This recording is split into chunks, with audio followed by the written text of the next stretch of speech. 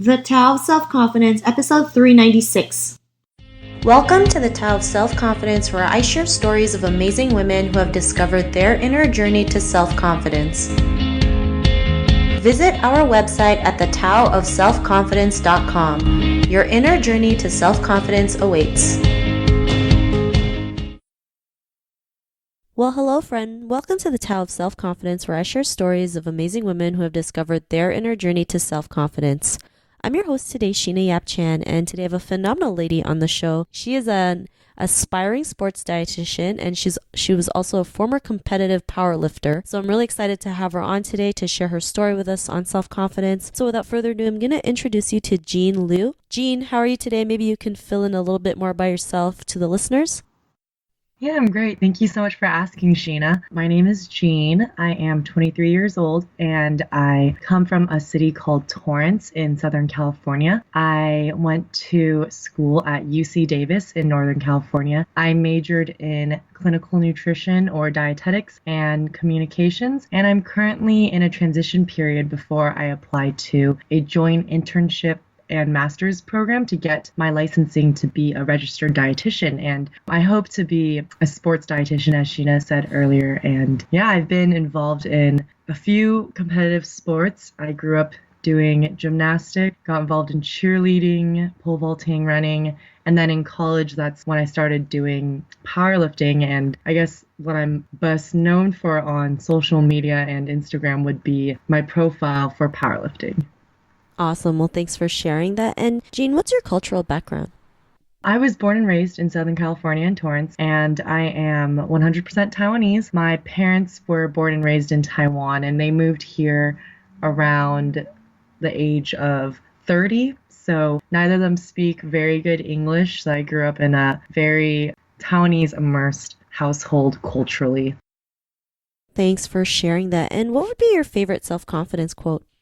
My favorite self-confidence quote, it's actually really funny because my immediate knee-jerk reaction to this question was hey, let me Google best self-confidence quotes or people's favorite self-confidence quotes. And what's funny is that I didn't come across a quote in that way. It wasn't Google and searching for something online generically. It was actually just me thinking about what do I really resonate with? And it's funny because I had a conversation just 2 days ago with someone unintentionally about self-confidence and self-love. And they said something that really resonated with me. And, it wasn't from a famous celebrity or anything. They just said it in conversation and I wrote it down because I really love it a lot. It's, I am love, I am loving, I am lovable, and I am worthy of all of them. Thanks for sharing that. And that's a great quote, right? I think we sometimes forget that we are loved, right? I know some of us feel like we're all alone. Nobody cares or loves for us, but we are love, and it starts with us, ourselves, right? We have to learn to love ourselves. If not, how are we going to figure out, the kind of love that we deserve or that we look for in other people, or the kind of love we give back to other people as well. So, and knowing that we are worthy, because it's true, we are worthy. It's just sometimes we don't feel it. But if you keep on reminding yourself that it's then you'll start believing it that you are worthy. So that's a great self-confidence quote that you mentioned. And in your own words, how do you define self-confidence? I think it's almost a feeling instead of just it's like a state of being almost. And I think a thing with self-confidence is that it can be gradual and it can be this process. And I think it's finally learning how to express how to be yourself truly without feeling the need to impress others. So really focusing less on what people think of you, but instead thinking, what do I want and what do I want to become? And what is the best version of myself in this situation? So just much less about other people and what they think, and so much more about what you think and what you can do for yourself. Thanks for sharing that, and that was a great definition. Jean, what was your life like before your discovery of self-confidence? So I really love this question because of how much I struggled with it. It's funny because I think life is always going to be ups and downs in self-confidence. That's just how it always will be. It's always going to be a spectrum. It's never going to be I feel self-confident from now and forever, and it's going to be rainbows and butterflies for the rest of my life. No, it's going to be I feel great during this season of my life, and then something happens and you become affected, and then you have a low point in your life, and you have to work your way back up, and you need to relearn how to be self-confident. And sometimes it's interesting that you get to certain highs and you're like, I feel so self-confident, there's no way that I will hit a low again. But then it happens, and then you have to somehow like relearn how to do something that you feel like you were so good at before. And I think very recently I went through a transition like that, where I went through a high to a low, back up to a high, or a medium high, I would say. And I guess in my most recent example of my life before self-confidence, or when I lost self-confidence, I should say, it was just this very, very overwhelming feeling of being sad. And I never saw a clinical psychologist or any professional about this, but looking back in retrospect, because hindsight is 2020, I could see that I lived my life very differently. And it definitely was a period and a wave of depression where I was no longer interested in any of the things that I invested in. I no longer felt the need to want to improve myself. And, this all stemmed from this place of not loving myself. It stemmed from a place of, this is all, rooted in a place of, I'm not worthy of being loved. I'm not worthy of being improving. I'm not worthy of being someone who matters and who can matter. And I think this point in my life, a lot of people influenced me very easily. So being on social media and seeing how other people were doing would affect my life. And it was so negative because I'd see how well others were doing. And I would feel really bad about myself. And it'd be this constant comparison game of, well, this person just did this, so why can't I do that? And it was just this unhealthy cycle where I would try to be someone else or try to be someone better through my social media, just to impress others or do something different for this certain outcome. But it wasn't fulfilling, and it wasn't true self-confidence. It was just a facade. And the reason why this happened so much was because I valued what other people did so much. And I reflected, and it was this reflection of me. It's like I put so much value in what other people think of me. And I think that tells so much about someone in terms of what they value can really show.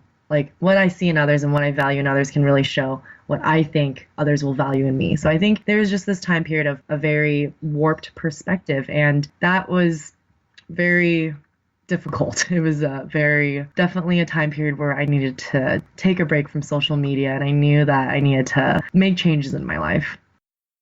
Thanks for sharing that. And, that's something we all go through, right? Especially in the world of social media. We see a picture and we're like, why can't I be that person? Their life looks so awesome and perfect. Not realizing not everyone tells a perfect, it may look good on the outside, but you never know what happens behind closed doors. These pictures are edited and they're filtered to the point where sometimes it's not, the picture that you were meant to look at. And, I'm not saying that all of them are like that, but we have to realize what you see on social media is not always the truth. And it's very misleading sometimes, right? Because then we start having these crazy thoughts in our head like, oh my gosh, this person has 20,000 followers and I only have 500. What's wrong with me? Right? Right. And that just becomes a weird, warped number game, because that is ultimately very irrelevant to your actual worth and identity in life. And it's crazy. Especially when it's the number of likes on Facebook or something, and it's if you only have 2 likes, it's the end of the world. But I mean, it's something we all go through. And what was that point in your life when you realized you were more than that? You can be the person that you are today. And when did you realize that was just not a part of who you were? You had that confidence to just overcome that. Yeah, I think you touched on that, and I don't want to go on a tangent too much. I will bring it in. It'll all be relevant to each other. But, I think there was a long time period that I needed for processing this and, really thinking deeply about why I cared so much about how people viewed me, and how, why I cared so much about these small things, like you were saying, likes on social media or followers and things like that. And, it's what you said, people aren't completely transparent on social media. And I think there are so many pros to social media where it brings people together. Like this, right now, we're able to do podcasts and share our life experiences with people that are, across the world from each other, and it's across, the globe. And it's just amazing that we're able to utilize technology and social media to spread great news and great things like this. But on the other hand, we can be manipulative, and we don't know anything that's going on in these people's lives, and they are selecting and taking time to filter and edit, very specifically choose what to post in their life. So from the outside, they just can seem like the perfect human. They have the best life ever. They're very successful. They're happy in a relationship, whatever it is. But ultimately, we don't actually know if that's the truth. And I think really, really understanding that and fully grasping what that means is a very integral part of coming to this aha moment. So I think the first step is like giving yourself time to process and really see not the rationalities in your thought, but just more like, okay, these are a lot of negative things that I'm thinking about myself, and these are a lot of I'm using my social media profile as my worth. Like, this is becoming something that's my identity, and this isn't my identity. That my identity isn't rooted in a profile or in likes or in any of these things. So I think the first biggest thing is to stop caring, and that's just like a blunt way to put it, and that just sounds so simple and so like, yeah, you just stop caring. It's casual, but it does take work, and it takes a lot of active attention to realize and to tell yourself like, no, that's not true. Just because people didn't like this photo doesn't mean that, I'm this or that, or just because this person has posted all these things and they seem cool doesn't mean that that is actually how their life really is. And you need to, and I think just being able to separate like what's the like kind of the reality that we really actually live in, and separating that from social media, which is just this escape from reality sort of a thing, and being able to see the truth in, okay, what does my worth actually mean, and what just stop comparing yourself to, what you see on social media in that way. And I think eventually over time, coming to a place where you are level-headed about your own goals and being clear-minded. And I think it's challenging to do because a lot of feelings and what you see and perceive seem to be one way, and it just doesn't seem to align with the truth. But I think it's something that you just need to take time to rediscover and be like, this is not who I am. This is not what I think of myself. That's not true. Acknowledging and recognizing what's the truth and what's a lie. Thanks for sharing that. And, it's great that you're able to see yourself for who you are, outside of the social media realm, right? Knowing that the number of likes doesn't value your worth. You value yourself. You see yourself no matter what happens. And, because of that realization, what's your life been like now? So in one word, it's peace. Feeling true inner peace. And that sounds so generic, and I know people are going to hear that and be like, oh, what does that even mean? Like, what does having peace even mean? But I think having peace with what you're doing in every part of your life means that you feel that your life is fulfilling, feeling that what you're doing is worthwhile and it means something more than just impressing people, or more than just you have a greater purpose in your life than just your day job or whatever it is, your interactions with your friends, your conversation with your family, every single thing that you do, even just smiling at a stranger, your life is fulfilling, and you feel this bigger purpose, and you're able to truly express how God created you to be, instead of being shaped by what you think society wants you to be. Thanks for sharing that. And Jean, if our listeners were tuning into your episode, they may be in a similar journey to self-confidence, what'd be that one tip you would give to them? Oh man, one tip. Okay, I have many tips. I think one of the most important things to do is to really rediscover yourself and learn what brings you joy. So what makes you really, really happy, and not just what makes your parents happy and what makes your followers on social media happy, what makes your boyfriend happy, what makes your whoever happy. It's what makes you happy, and you need to really tune in and think about what makes you happy and what can you do to express that in your own way, and bring that out in yourself and really bloom, instead of forcing that to happen from external forces, and in doing so needing to follow through with it even if you're uncomfortable. So I really believe that you can only grow when you're uncomfortable, and you can only heal when you make a change in your life. So coming out of a dark place is always going to be hard, and coming out of something difficult is always going to be a big challenge, but you're only going to heal and come out of that when you push yourself to be uncomfortable again. And I think also one of the hardest things to do is seeing back on the failures or seeing back on the times that were very difficult